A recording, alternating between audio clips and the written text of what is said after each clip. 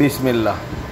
আমরা শিকারের অনেক সময় হাতে পায়ে কোথাও বড়শি ঢুকে গেলে কিভাবে বের করব তার ছোট্ট একটা নমুনা দেখে নেন।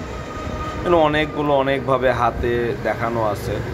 এটা ইন্টারন্যাশনালভাবে সবাই এই মেথডটাই বেশি কার্যকরী বলে প্রমাণ পাওয়া যায় যে শিকারীদের মধ্যে এরকম যদি হয়, মেডিকেলেও হসপিটালে গেলে যেটা হয় তারাও এই সেম প্রসেসেই বের করে দেয়। এবং এটা আপনার যখন এটা সুতাটা প্যাচ দিয়ে 1 2 এই যে প্যাচটা হলো, এই নিচের দিকে কিন্তু হাতটা দিয়ে রাখতে হবে। বড়শির যেটা আমরা সুতা বাঁধি ওইখানে হাত রেখে আর এই সুতাটা টান করতে হবে। এই সুতাটা আবার বেশি জোরে ধরা যাবে না, বড়শির নিচের দিকের যেখানে আমরা সুতা বাঁধি আর যেখানে সুতাটা আছে ওটা লুজ থাকতে হবে। টান দেবো, বের হয়ে যাবে। হ্যাঁ, এইভাবে। এই যে কাটার আগগুলো দেখেন সবগুলো একইভাবে আছে। তো আমাদের শিকারীদের এই ছোট ছোট বিষয়গুলো জেনে রাখা খুবই ভালো হয়, যে বিপদে পড়লে যেন একটা করতে পারি।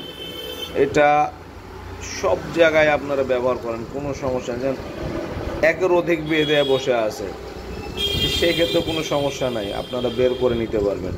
সিম্পল এই দুইটা এই প্যাচটা দিয়ে বড়শির নিচের দিকে হাত রেখে আপনার সুতাটা যদি টান টান করে রাখেন, আলহামদুলিল্লাহ, আর লাগবে না।